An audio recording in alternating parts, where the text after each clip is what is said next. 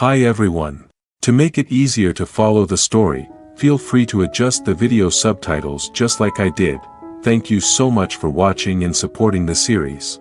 The sun had only just begun to rise when Lytuteu stepped out of her home, the early light washing over the worn earth that had long since memorized her footsteps. She paused for a moment at the threshold, the air already thick with the promise of summer heat, and gathered her breath as if preparing for a quiet battle no one else would see.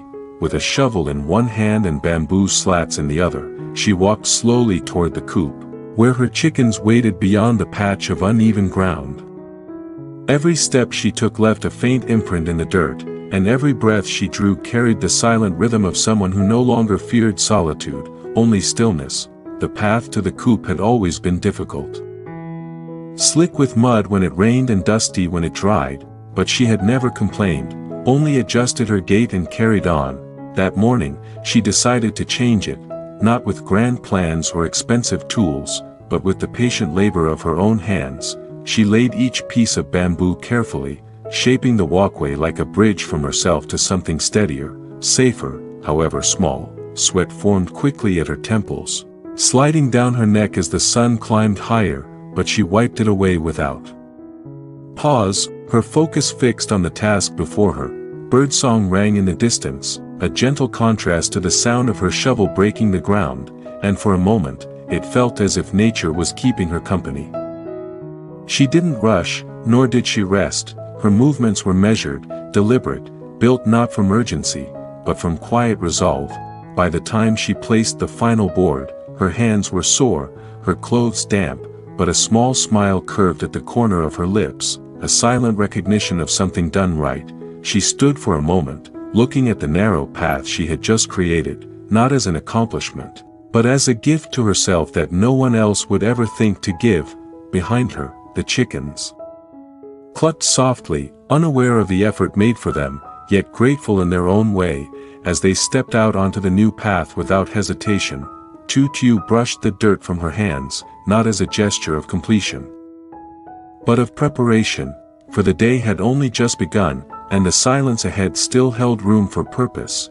And with the weight of morning behind her, and the quiet strength of her own doing beneath her feet, she turned toward the horizon once more, ready for whatever waited beyond the trees. After finishing the path to the coop, Lytuteu rinsed her hands beneath the trickle of water from an old clay jar, letting the coolness soothe her calloused palms. The morning heat had already settled into her shoulders, but she tightened the brim of her hat, tied a basket to her back, and headed toward the stream without a word. The path wound through familiar trees and low shrubs, the earth warm beneath her feet.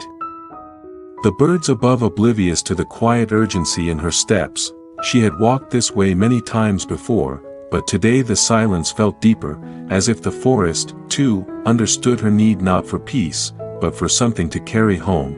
Reaching the stream, she crouched by the water's edge, her reflection flickering on the surface, blurred by ripples, worn by time, and softened by the light.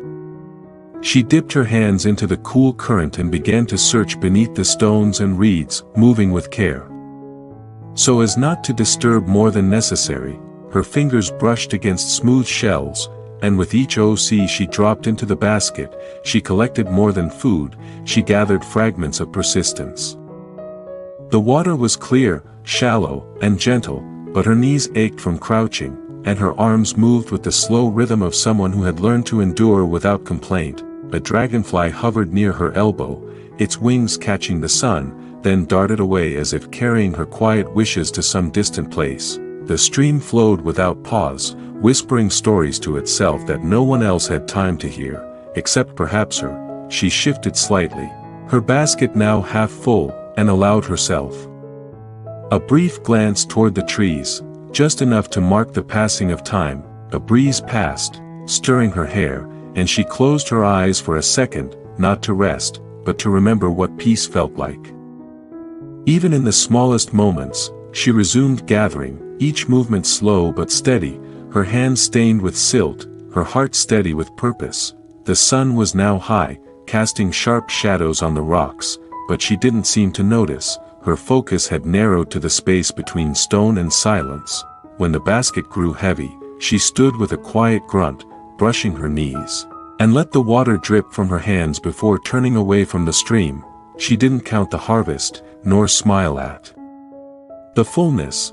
It was enough that she had something to offer, something earned in quiet dignity. As she walked back, the birds continued their songs, unaware that a girl had just bartered her strength for a handful of shells that could feed her for one more day.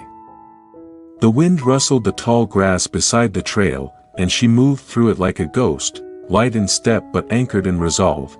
By the time the house came into view again, she was already planning how to clean the OC, what dish she might make, and how far the little earnings might carry her. And though the journey had left her tired, the silence that followed was not empty. It was full of effort, of grace, and of an invisible strength no one had ever taught her to name. While lytutiu returned home with the gentle weight of her harvest pressed against her back, miles away, Uri stood still in the morning light, staring at the gap where a machine should have been. The yard was quiet. Too quiet, except for the faint hum of tools in the distance, tools that should have been accompanied by the familiar engine of the company's excavator. He didn't curse, didn't panic. Instead, he reached into his pocket and pulled out his phone, his brow furrowing not from anger, but from the heavy sense of responsibility settling on his chest. His fingers moved with calm urgency as he called Egan, the worker he trusted more than he should have, and waited through rings that echoed louder than they should. The voice on the other end wavered, unsure, and within seconds, excuses began to pour out, half-formed explanations cloaked in fear. Uri said little. His silence pressed harder than any rebuke. And it made clear that this was no longer just a misunderstanding, it was betrayal. He hung up and walked back toward the house, each step measured, each breath slower, his mind already cycling through consequences.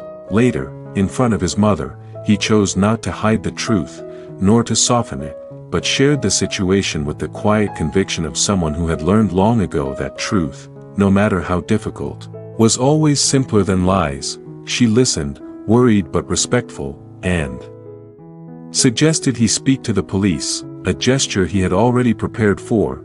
He made the call with a steady voice, explaining the details without dramatics, asking not for help, but for clarity.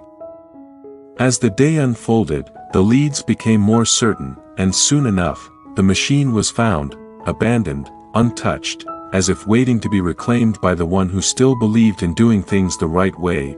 Uri arrived at the site in silence, nodded to the officers, and confirmed what he already knew in his heart, that this was the machine, that this was his burden to carry. He declined legal action, not out of softness, but because the shame already etched in the eyes of the worker would last longer than any official penalty. Responsibility, for him, was not about punishment, it was about protecting the work, the trust, the quiet order he had fought to maintain. He arranged for the machine to be returned, oversaw every detail, and spoke no words of praise or anger, only instructions, brief and firm. The sun had begun to drop lower in the sky by the time he stood alone in the yard once more, the machine now back where it belonged.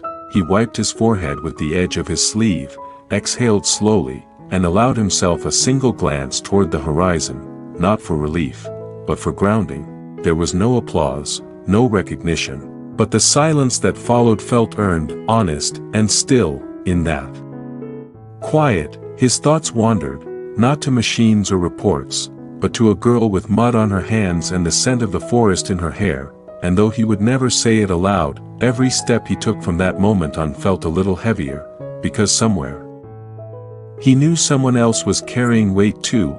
With the sun leaning toward its peak and the basket of freshwater snails now cleaned and packed, lytutiu wrapped them in a simple cloth and tied it carefully to the back of her bicycle. The road to the village market was uneven, a patchwork of dirt and gravel, but she pedaled slowly, her thoughts steady, her heart quiet, her shoulders used to carrying more than just weight. The sky above was cloudless, and the heat pressed down with the kind of heaviness that made even the breeze feel distant, yet she moved forward without pause. Children passed her on the road, laughing and barefoot, their joy momentary and free. She offered them a small smile, but her eyes stayed on the path. At the market, she found a shaded spot near the edge, where the crowd was thinner and the noise gentler, and laid out her humble goods with the same care she used when planting seeds. She arranged the snails in neat piles atop banana leaves, smoothing the wrinkles from the cloth beneath them as if preparing a small altar of effort. No sign announced her presence, no voice called for buyers, only her hands, quiet and patient, waited. One by one, people approached, drawn not just by the freshness of the OC, but by the calm in her eyes, the stillness in her presence. They asked where she had gathered them, and she answered softly, pointing toward the hills. Never saying how far she had walked, or how long she had stood in the stream, coins passed from hand to hand, and each exchange felt less like business and more like a quiet recognition of labor shared, even if only for a moment. An older woman offered extra, insisting she keep the change. A young man asked if she would sell him enough to cook for two. She nodded, eyes lowering out of habit, but her hands moved confidently as she measured and wrapped the portions. For a brief moment, the market felt lighter, like the day itself had softened to accommodate her presence. Someone asked if she ever cooked them herself, and she replied with a quiet laugh that didn't quite reach her eyes. Then offered a suggestion for a simple recipe. By noon, most of the snails were gone, and the basket was lighter, empty of weight but full of meaning. She tied the cloth again, placed a few coins in her pocket, and stepped back from the stall as if returning a borrowed space to the air. On the way home, the wind picked up just slightly, brushing past her face like a quiet blessing. She didn't think of profit or gain, only of the meal she might cook tonight, and whether there would be enough left to share. Her steps were slower now, not from fatigue, but from the stillness that settles when one has done enough for the day, and though no one applauded her, and no camera captured the moment, the grace with which she walked home was the kind only those who carry quietly can ever truly understand. By the time Lytutieu returned home, the air had shifted into a softer warmth, the golden hour settling gently across the yard like a quiet lullaby. She placed the remaining snails beside the clay basin, washed her hands slowly, and looked around the empty space that, for all its silence, no longer felt as hollow as it once did. Moments later, Uri arrived, not with noise or announcement, but with the steady presence of someone who knew when to speak and when to simply be there. They exchanged no greetings, only nods and glances, the kind of silent understanding that had grown over time. Planted like seeds and watered by shared effort, he rolled up his sleeves and began to help her clean the snails, his hands moving with practiced ease, not out of habit, but out of care. She moved to gather herbs from the garden, and when she returned, she found the basin already emptied and rinsed, as if someone had anticipated the next step before she even asked. The kitchen space was bare, with chipped bowls and a single worn knife. But in their hands, it became a place of rhythm, of chopping, washing, seasoning, and the subtle choreography of companionship. He sliced tofu with quiet precision, while she prepared the broth, layering flavors slowly, her movements almost meditative. The scent of lemongrass and chili began to rise, filling the air with something rich and honest, something that felt like home. Uri moved to rinse the vegetables, and when he glanced back, she was already preparing a tray, her fingers folding a napkin with unexpected tenderness. They didn't talk about recipes or measurements, they didn't need to. Each gesture was a sentence, each shared glance a kind of dialogue. As the soup simmered and the noodles softened, a stillness settled between them, not empty, but full of the things they didn't have to say out loud. She handed him a bowl to arrange the snails, and he did so carefully, almost reverently, as though offering them to something sacred. She watched him in silence, her eyes soft but unreadable, a flicker of something fragile and unspoken resting just beneath her calm exterior.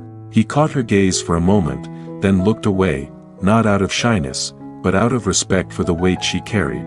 The table was finally set, simple, imperfect, but glowing with the effort of two people who had, in their own ways, learned to make do with less. She gestured for him to sit, and he did, folding his hands for a moment before lifting his chopsticks, as if offering thanks not only for the food, but for her. They ate slowly, without rush, letting each bite linger, letting the warmth fill not just their stomachs but the quiet spaces inside them. Outside, the wind whispered through the trees, and inside, the soft clinking of bowls became the evening's only music, and in that small moment, beneath a roof patched by time and hope, a meal became something more than sustenance. It became a pause in the ache, a proof that comfort, even when humble, could still be shared. By the time the last rays of sun clung to the edges of the thatched roof, Zixiao and Uri were standing side by side in the kitchen. Their sleeves rolled, their hands damp with water and the rhythm of preparing a meal. The day had carved its weight into their limbs, yet here they were, moving not quickly, but with the quiet fluency of two people who had come to know the language of shared effort. She cleaned the final handful of snails while he sliced tofu into neat, golden squares, each cut deliberate, each motion slow and sure. The scent of crushed lemongrass mixed with the earthy trace of river water as the pot began to bubble gently over the small fire. Uri reached for a bowl and tasted the broth without saying a word, then gave a small nod, the kind that didn't seek approval, only affirmation. Lytutiu sprinkled in a handful of herbs, her fingers moving carefully, like she was folding silence into flavor. There was no need to speak. The closeness between them was built not from conversation but from the way they had come to fill in each other's absence without asking. He washed the vegetables under cold water, and when she leaned over to help, their shoulders brushed for a fleeting moment, but neither of them pulled away. She set the table with mismatched bowls and 2 wooden spoons, and even in its simplicity, it felt whole. A candle flickered in the corner, its flame small but steady, casting a warm shimmer on the worn surfaces around them. Uri brought over the cooked snails, glistening in their shells, while she stirred the noodles and ladled them into bowls, each scoop measured with care. They sat opposite each other, the quiet hum of the countryside surrounding them, broken only by the soft clink of utensils and the low crackle of firewood. Halfway through the meal, she looked up, her eyes meeting his, not with question, but with quiet acknowledgement. He held her gaze, then lowered his spoon and spoke, not loudly, not suddenly, just enough to be heard, and only by her. What he said wasn't dramatic, nor grand, but his words carried weight, like stones placed gently on the heart. She listened without interruption, her expression calm, but her hand paused mid-motion, as if something inside her had shifted just slightly. The wind brushed against the walls, and the candle swayed, casting their shadows across the bamboo. She set her bowl down, wiped her hands on her apron, and offered a response, not in words, but in the way she looked at him afterward, soft, steady, but unsure. He gave a faint smile, one filled more with patience than hope, and nodded as though he understood her silence completely. They finished the meal without haste, their movements slower now, more deliberate, like each moment was being tucked away for later. After clearing the dishes, he stepped outside to wash them while she wiped the table, lingering a little longer on each spot than usual. The house felt warmer, not because of the fire, but because of something that had quietly begun to take root between the pauses. When he returned, the sky had turned navy blue, and stars blinked faintly between the branches overhead. She thanked him softly and walked to the door, glancing once at the narrow path that led toward the road. But just as she reached for the latch to close it, a faint sound echoed from the forest edge, a rustle, sharp and unexpected, like a breath held too long in the dark. And in that moment, both turned to listen, the warmth of the room giving way to stillness, and something just beyond the frame of comfort began to stir.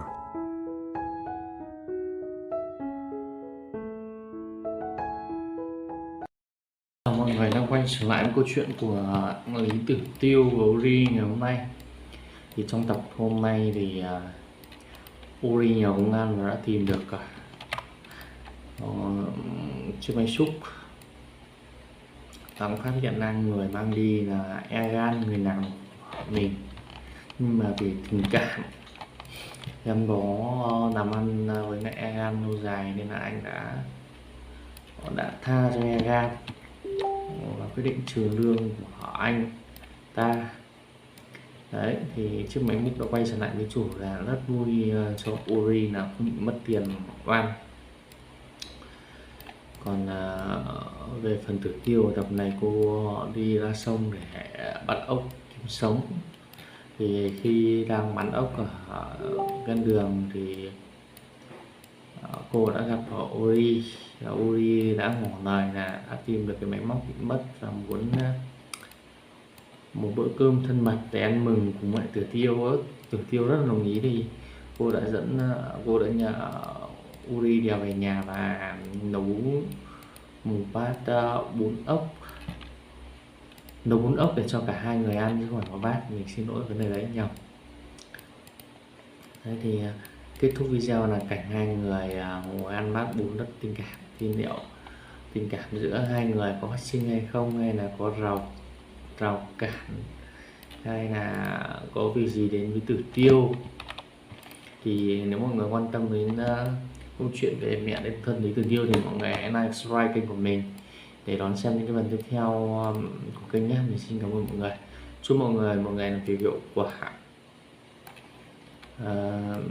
vui vẻ bên gia đình và người thân. Xin chào và hẹn gặp lại. Bye bye.